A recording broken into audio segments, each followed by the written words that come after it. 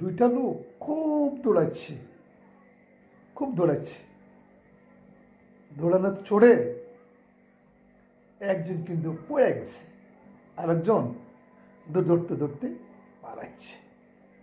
যে লোকটা পালাচ্ছে সে কিন্তু পালিয়ে গেছে, আর যে পড়ে গেছে তার কাছে আমরা সবাই গেলাম, কিরে বাজি তুই লোকটা দৌড়োর গা, কার কোয়েন না, উনি তার রিজিক করবে হাত দিছে।